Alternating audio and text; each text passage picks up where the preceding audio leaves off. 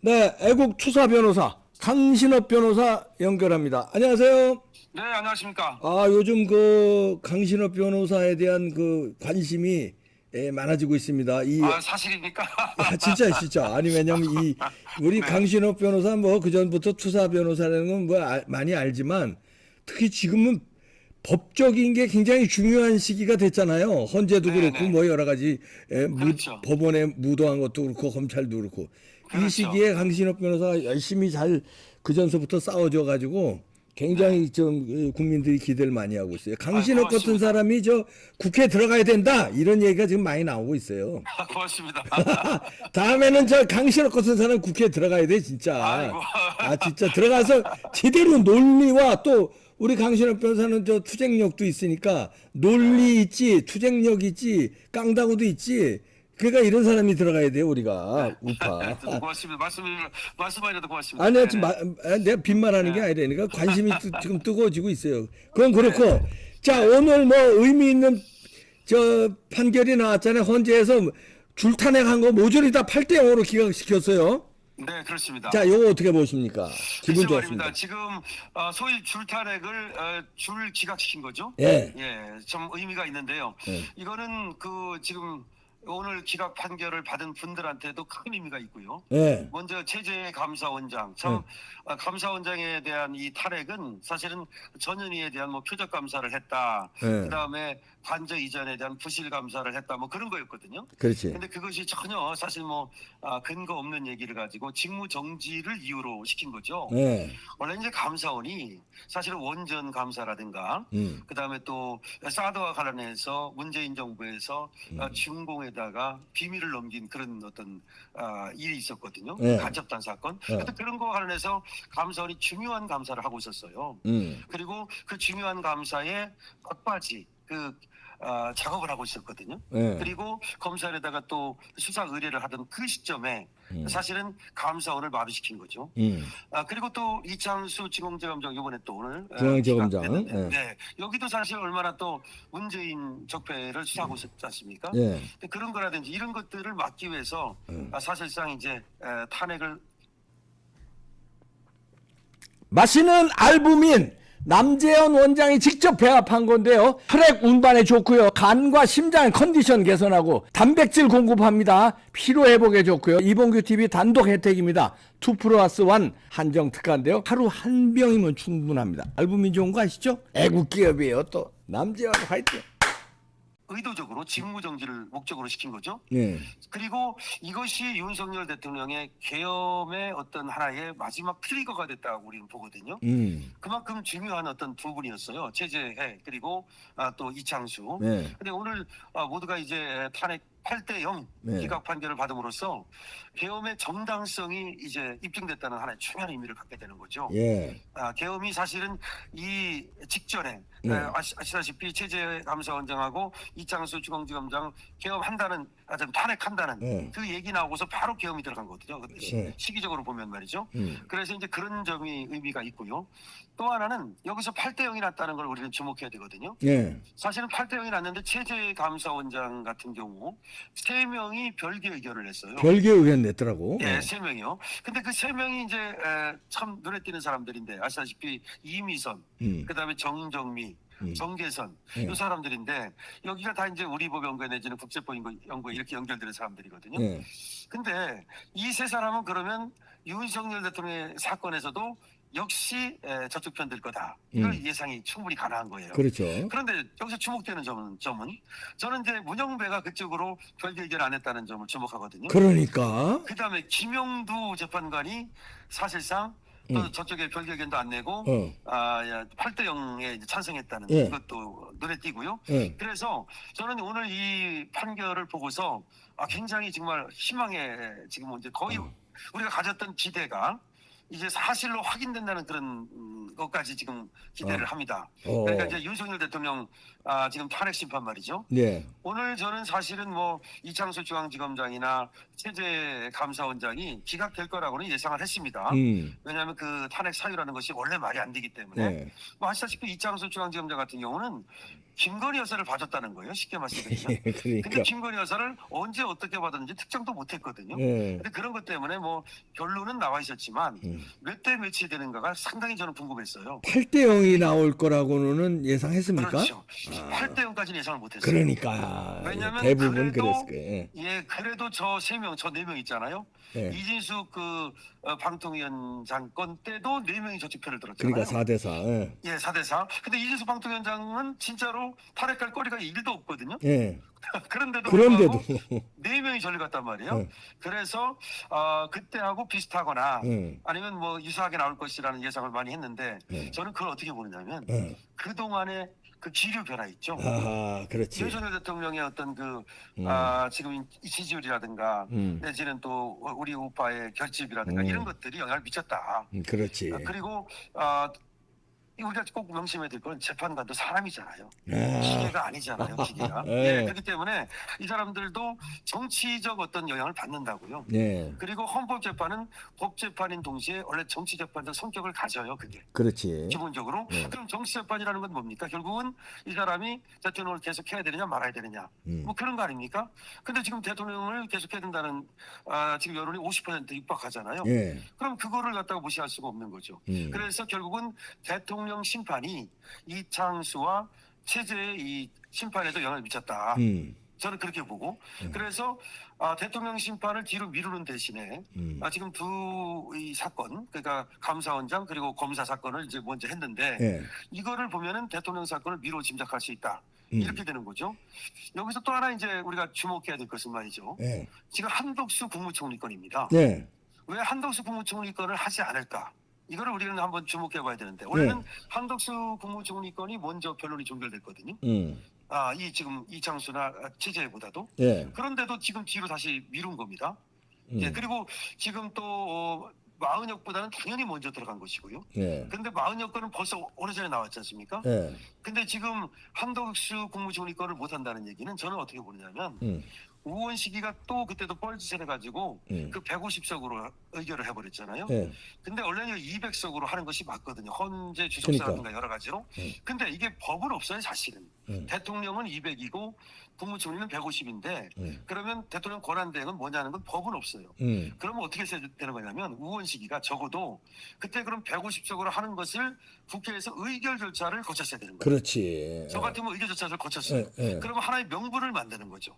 이게 법이 없기 때문에 법을 만드는 국회에서 우리가 그럼 150석으로 하기로 의결을 하자. 그렇게 의결을 해놓고 150석으로 쇼부를 쳤으면 소위 하나의 명분을 만들었고 그걸 헌재한테 토스를 할 수가 있었는데 이게 명분도 안 만들고서 그냥 150석으로 땡땡땡 쳐버린 거잖아요. 예. 그러니까 헌재에서는 이걸 150석으로 해줄 수가 없는 거야. 그러려면 200석으로 해주려면은 이걸 각하를 시켜야 되거든요. 왜냐하면 200석을 의결을 정족수로 본다면 대통령 권한대행의 경우 그럼 200석이 안 됐으니까 그러면 이걸 각하를 시켜야 되는 거예요. 예. 그러려면은 각하를 시켜야 되는데 150석으로 손을 들어주자니 이게 문제가 있고 또 200석으로 하자니 문제가 있고 그러다 보니까 한덕수 이 사건을 갖다가 뒤로 마냥 미루고 있다. 저는 그렇게 보는 거예요. 그래서 헌재가 여기 지금 딜레마에 빠져 있다. 그리고 합의가 안 된다. 그러니까 이제 한덕수 건이 쉽게 말하면 합의가 안 된다는 거죠. 예. 그래가지고 이제 뒤로 미루는 거고 또 하나는 이제 마은혁을 혹시 그 사이에 임명할까라는 꼼수도 있다고 보는 거고. 예. 근데 마은혁 임명 건은 쉽지 않기 때문에 저는 그 150과 200 여기서 지금 합의가 안 돼가지고 소위 평의에서 편결로 못 넘어가고 있다 이렇게 보고요. 예. 자 그러면 한덕수 건이 사실 먼저 나와야 되거든요. 대통령 건보다. 예. 그러면 지금 한덕수 건이 안 나오잖아요. 어. 이 얘기는 한덕수 건이 안 나오고 그러면 대통령 건을 먼저 할 거냐. 이거는 너무 이상하잖아요. 그렇지. 그러면 방법은 하나밖에 없어요. 한덕수 건과 대통령 건을 같이 하는 방법밖에 없죠. 야, 그거가 쉽지 않을 텐데 같이. 쉽지 않죠. 예. 그러면 대통령 건만 하고 한덕수 건은 뒤로 미룬다는 얘기가 되는데 결국은 이게 무슨 얘기냐면 이 헌재가 이게 법에 따라서 정의의 원칙에 따라서 하면 되는데 자꾸 꼼수를 부리다가 제가 볼 때는 스스로 꼬인 거예요. 그러니까 한덕수 건은 먼저 200석이 안 됐으니까 의결 정도수가 거쳐지지 않았다. 각하 그래서 끝나는 거예요. 그래서 한덕수 건을 먼저 떼었어야 된다고요. 그리고 마은혁 건은 사실은 그거는 우연 판결을 하면 안 되는 거고요. 근데 자기들이 자꾸 꼼수를 부리다가 이 꼼수는 저는 누가 부렸다고 보냐면 문영배가 부렸다고 보죠. 문영배가. 문영배, 이미선, 그 다음에 이제 정계선 이렇게 부렸어요. 네. 근데 그런 꼼수에는 성공을 했는데 자꾸 꼼수를 부리면 나중에는 꼼수가 안 통하잖아요. 약도 자꾸 먹으면 센장 먹어야 되잖아요. 그러니까 이제 이것이 반발을 불러왔고 우리 세 명이 대통령권에서는 이건 아니다. 자꾸 꼼수를 부리니까 한두 건은 따라줬는데 윤석열 대통령권은 너무나 중요한 거고 그러니까 우리 세 명 정영식 그다음에 우리 김복형 그리고 조한창 이 세 분이 절대로 안 된다라고 그러니까 대통령권에서는 각하를 주장하는 걸로 저는 봐요. 각하를 주장한다. 왜냐하면 이게 지금 국회에서도 여러 가지 국회에서 원래 그 조사 절차를 거쳐야 되거든요. 의결을 하기 전에. 이거 파면하는 거 아닙니까? 파면을 하려면 하다못해 하급 공무원도 다 징계 절차를 거치잖아요. 그럼 대통령을 파면하려면 국회에서 조사 절차라는 게 있어요. 그런 걸 해야 되는데 그것도 안 했고 일사부재의인데 그것도 어겼고 그다음에 또 내란죄를 넣어가지고 사기 의결을 했고 이런 너무나 많은 국회에서의 어떤 불법 그다음에 수사기관에서의 공수처, 검찰, 또 경찰 다 불법. 그다음에 헌재에서도 법을 안 지키고 지금 32조라든지 뭐 여러 가지를 어겼거든요. 근데 이런 것들을 처음에는 아무래도 문영배의 의세라든가 이런 것들에 눌려가지고 우리 세 명이 조금 따라가지지 않았다는 생각이 들어요. 그러다가 이제 그러다가 계속 이제 오면서 지금에 와가지고는 우리 세 명이 똘똘 뭉쳐가지고 하나의 거대한 세력을 형성했다. 저는 그렇게 보거든요. 그러면서 결국은 이창수라든가 내지는 최재해가 8대0으로 갈 수 있었다. 우리 쪽에서 결국 양보를 안 하니까 결국은 쟤들도 이제 그거는 우리 말이 또 맞거든요. 그렇지. 맞거든요. 이게 말이 안 맞는지 모르는데 우리 말이 맞는 데다가 주장을 강하게 하면 방법이 없는 거 아닙니까, 쟤들이? 그리고 여론도 달라졌고. 여론도 달라졌고. 그렇게 해서 이제 그 몇 가지 원인으로 이제 8대0이 나왔다고 보고요. 그러면 이제 아까 말씀드린 대로 이제 이거는 이분들이 돌아온다는 건 감사원장이나 그다음에 이 또 중앙지검장은 다 이 수사하는 사람이고 감사하는 사람들이잖아요. 그렇지. 쉽게 말하면 암행어사예요. 그러니까. 그리고 저승사자들이야. 그러니까 이게 이 저승사자들을 갖다가 사실 손발을 묶었던 건데 이제 돌아오면 내란 공작에 대한 수사가 시작되고 내란 공작에 대한 감사가 시작될 수 있어요. 그렇지. 그럼 저것들이 이제 죽는 거죠, 한마디로 얘기해서. 그 이재명 얼굴 보면 지금 완전히 갔어요. 아마 보셨을 거예요. 그래, 아직 갔어요. 박사님도 한번 보시면 이재명 얼굴이 완벽히 변했습니다, 지금. 일주일 사이에 완전 딴 사람 됐어. 그래서 이제 요번에 어떤 최재 감사원장이나 이창수 중앙지검장은 너무나 당연한 결과가 나온 거다. 근데 8대0으로 나온 것은 상당히 이례적인데 그 나온 이유는 제가 말씀드린 것 같이 이제 어떤 법적으로는 당연한 건데다가 우리 이제 우파 소위 3인방이라는 사람들이 더 이상 양보를 안 했다는 점을 보고 그다음에 사실 대통령 이 탄핵 재판도 이미 결론이 저는 나왔다고 봅니다. 나왔다. 나왔다. 근데 원래는 이건 각하로 가야 되거든요. 금방 말씀드린 대로 국회에서의 절차 위법, 그리고 검찰, 경찰 또 공수처에서의 수사 절차 위법. 근데 그 위법한 자료를 갖다가 헌재에서 썼잖아요. 그러면 이게 오염된 자료로 지금 재판을 하고 있잖아요. 근데 오염된 자료는 다음 증거 능력이 없거든요. 증명력도 없고. 그럼 아무것도 다시 말해서 유죄의 증거가 없어요. 여기서는 비록 감방 보내는 건 아니지만 대통령을 파면하는 거기 때문에 파면의 증거가 있어야 되거든요. 그럼 파면할 만한 증거가 뭐가 있냐는 거예요.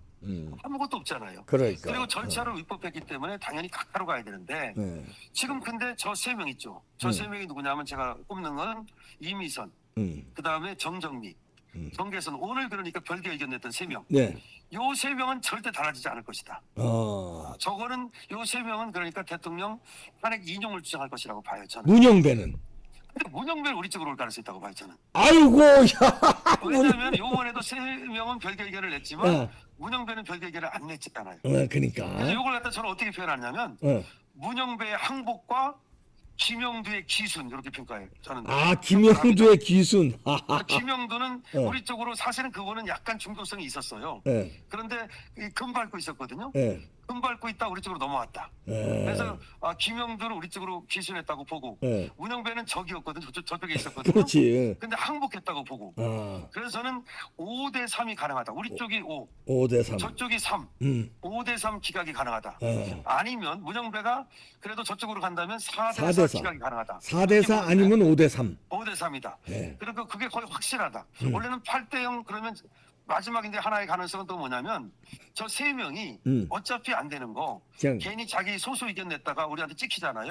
그러니까 영원히 찍히잖아요. 잘못하면. 그렇지. 그게 어차피 안 되는 거 괜히 뭐 소수 의견 낼 필요가 있겠어? 그러면 그냥 각하로 가자. 그냥 묻어서. 그렇지, 묻어서. 그러면 8대0 각하가 가능해요. 사실은 지금 저는 요 3명은 우리 3명은 각하를 주장하고 있다고 보거든요. 그렇지. 원래 각하가 맞아요. 각하로 끝내면 깔끔한 거예요.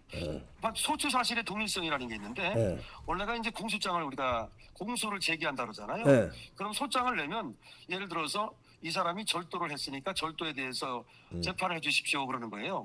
그러면 판사가 그래 절도에 대해서 재판해드리겠습니다 이러는 거예요. 근데 어느 날 갑자기 검사가 오더니 절도가 아니라 간통인데요? 간통으로 이 강간으로 재판을 해주세요 그러면 이게 말이 됩니까? 그렇지. 그러면 각하시키고 다시 써갖고 와. 다시 써가지고 와야지. 다시 써갖고 와 처음부터.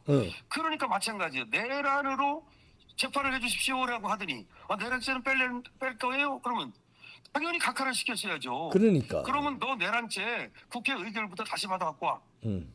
그게 간단하게 설명드리면 그게 이제 소추 사실의 동일성이라고 그래요. 그렇지. 근데 그걸 안 지켰기 때문에 이거는 각하를 하기가 쉬워요. 제가 재판관이라 하더라도 각하로 하면 누구도 말을 못해. 법조인들도 그렇고 누구도 승복할 수밖에 없어요. 근데 각하를 안 하고 기각으로 넘어가면 이제 여기서 말이 많아지는 거야.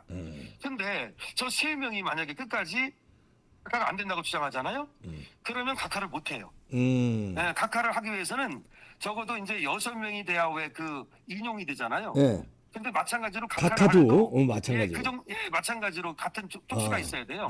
그러면 6명이 안 되면 인용 못 하고 6명이 안 되면 각하 못 하면 그럼 기각하는 거예요. 기각이지 그러면. 네, 기각이에요. 그래서 쟤들 3명이 절대 양보를 안 할 거기 때문에 각하는 안 되고 기각이 될 것이다. 저는 그렇게 예상을 하는 거죠. 그러네요. 근데 그 4대4 기각 아니면 5대3 5대3 기각이 기각. 될 것이다. 그리고 우리가 윤석열 대통령이 부활하는 건 저는 100%라고 봅니다. 그건 100%. 예. 알겠습니다. 깔끔하게 정리해 주셨네요. 아이고. 네. 보수 우파 강신업 투사 변호사였습니다. 감사합니다. 예, 초대해 주셔서 고맙습니다. 네, 감사합니다. 네. 깔끔하게 정리했네요. 자, 윤 대통령 돌아오는 건 100%다. 5대3 기각이냐? 4대4 기각이냐? 아니면 8대0 각하냐? 셋 중에 하나인데 어느 것이든 윤 대통령은 돌아온다. 탄핵 심판에서는 돌아온다는 얘기네. 분위기가 달라지고 있는데요. 그러나 방심하면 안 돼요. 우린 계속해서 집회에 참석해야 되고요. 그다음에 각종 있잖아요. 국민변호인단, 그다음에 댓글이라든지 뭐 이런 거 잘 참여해 주시기 바랍니다. 마치겠습니다.